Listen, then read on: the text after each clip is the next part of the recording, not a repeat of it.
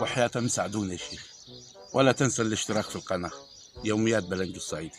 من فضلك فعل الجرس كي يصلك كل جديد يوميات بلنجو. حتى الرئيس، ازيك يا عم الحاج؟ يا عم اخبارك يا حاج؟ قالوا لي حضرتك امين الصندوق بتاع الجمعيه الخيريه. ايوه امين الصندوق طبعا. طب ما امرني. عايزين قرض يا شيخ حسن الله يستر عليك. لا فيش قروض تاني ولا خلص، الصندوق فاضي. ها؟ الصندوق فاضي. كله ده فاضي؟ ايوه فاضي يا عم. كله ده فاضي؟ فاضي يا عم الحاج. فضلتوها يا هاني؟ هنشفت. فضلتوها وجهزتوا الدفاتر بتاعتكم وتقولوا فاضي. يا اخي حرام عليك يا اخي.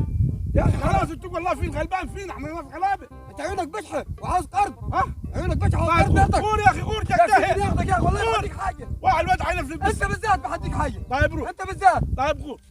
حيلفلف بالصندوق اصل بتاع ابوه، ورث ابوه له ابوه.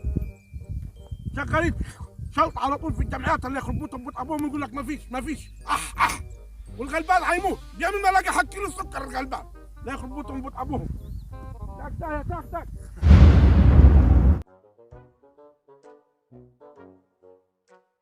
وحياتهم ساعدونا يا شيخ، ولا تنسى الاشتراك في القناة يوميات بلنجو الصعيدي.